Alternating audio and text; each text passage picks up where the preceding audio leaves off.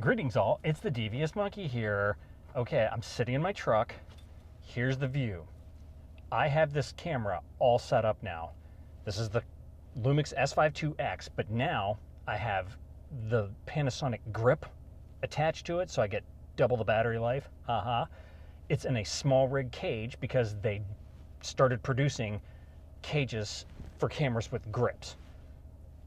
I have one on my A7R5, and it's like, oh, thank God. But nobody else was making them for this camera, and it's taken a long time because they didn't have this last year. They have it now because it fits this camera, the S5 II, S5, I think, normal S5. It fits some of their GH cameras, and it fits their S1 series of cameras as well. So they hit it all with one fell swoop. And I was like, oh. Just randomly, I checked the other day, and I was like, oh, sweet, they finally got one. So I ordered it. That came in. Now, here was the tricky part. Trying to get all that shit to work with this Condor Blue handle with the ProBlade SSDs in it and my Hollyland mic, and just having everything fit just right. So I'm going to show you with my phone what that looks like. So here it is. It's on the mount, and I'll show you all that in a minute. But you can see now it's got the cage, it's got the 24-105 lens on it, which is also new, and it's got this ProBlade SSD in the Condor Blue handle. But I'm not using the Condor Blue mount, the double Arca mount. What I did was I screwed in a Fallcam F22 plate system, and I have the clamp on the cage, and then I have a plate screwed into the bottom of the Condor Blue thing, and then it just slides and snaps into place. Gives me enough room to mount the mic, to mount the mic with the connector behind all of this, so it fits, it's not bent and all that kind of shit. And then all the USB-C cable fits right up underneath there and all that stuff. Now, you will also notice that I redid this as well because it was bugging me when I got this and I tried to put it together and fit it underneath here. It absolutely would not hit. And here you can see it misses the rear view mirror, and I can slide it on and off. Now, what I did was I took a series of spider crab arms and I had them mounted in there, but I had to put two 1/4-20, like had this 1/4-20 basically foot long thread thingy, and I cut two pieces so they went up above that, and then I had them screwed in on either side of the spider crab arm, and then I have it zip tied, pulled tight, so that this thing will not shift left and right, and it stays there. And then this comes down and it rests on the bezel around the radio and by the vent, so it's cutting the vent off a little bit, but at least it'll keep this shit cool. And then I have that ball head mounted in there with an F38 quick release clamp on there, as per the norm with everything else. Now it sits below everything, and yeah, I mean, it's kind of blocking the windshield just a tad, just this wee little bit here, but that's no worse than anybody that has, you know, a big suction cup with their phone on there or GPS or any of that kind of shit. I can see just fine, trust me. All of this came to me in an epiphany last night when I was laying in bed, and those are the times where everything becomes clear to me. I don't know if it's because I'm not doing 10,000 other things, I'm just fucking laying there trying to go to sleep. So it came to me that I could probably get this to work this way, and I envisioned how I could set all of these spider crab arms up and this, that, and the other thing. The key to it all is the spider crab arms. They have to be able to take the weight, they have to be able to close down tight and not loosen, and they just have to not be shit.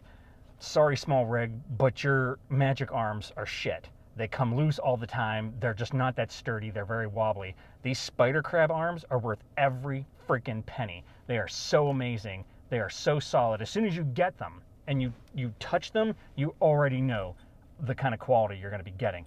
So all of this is jury-rigged together now. It's not sitting on the dash, so it's forward of the dash, which means it's not going to get as much direct sunlight. You can see I still had my USB fan there, so I can still blow cool air on any of this shit that I need to. I don't need to do that with this S5ii X because it has a built-in fan system, and I've never come close to overheating it. or getting a warning. But the most important thing was that it all sat here and it was down enough that it isn't blocking my vision and that I can get it on and off without smacking into the rearview mirror and having to constantly reset it.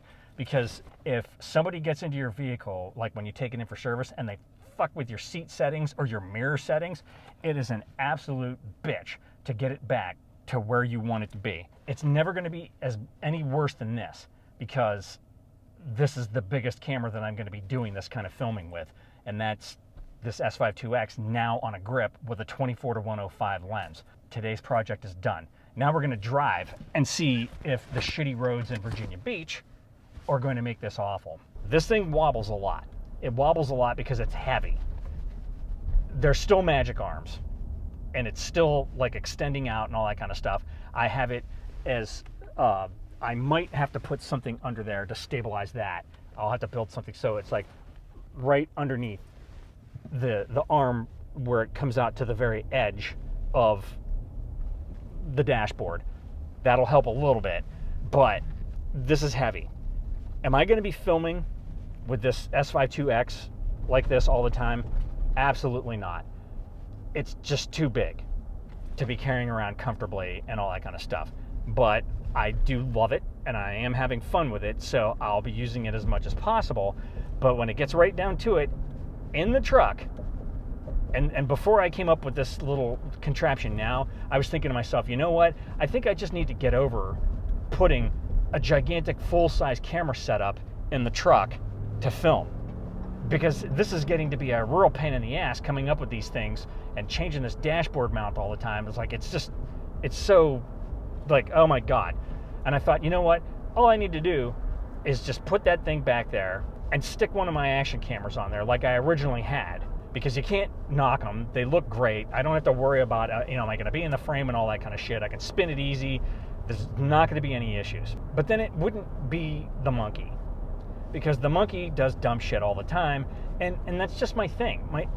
I love doing this. I love putting shit together like this, coming up with new ideas and trying them and seeing if they work. Despite the fact that this thing is wiggling all over the place, and I think it's going to hold. That's the most important thing. I just don't want it to all of a sudden like flop over or something. I've had that happen before when I used a shitty magic arm. I think that this will be just fine. And again, I won't be shooting with this gigantic, big-ass, heavy rig all the time, but I can. Because look at it. Look at how it looks. I'm center frame. I can move this around too, wherever I need to. I can spin it if I need to, if I want to get a picture of my wife. I can spin it and get outside the dashboard if I want to, outside the windshield. I can do whatever I need to do. And that's with this Lumix S5ii X with a grip inside of a cage with a 24-105 lens on it and an external SSD handle. I mean, it isn't going to get any bigger or heavier than that, And it still is going to look fantastic. Bean time. Here's shit in your eye.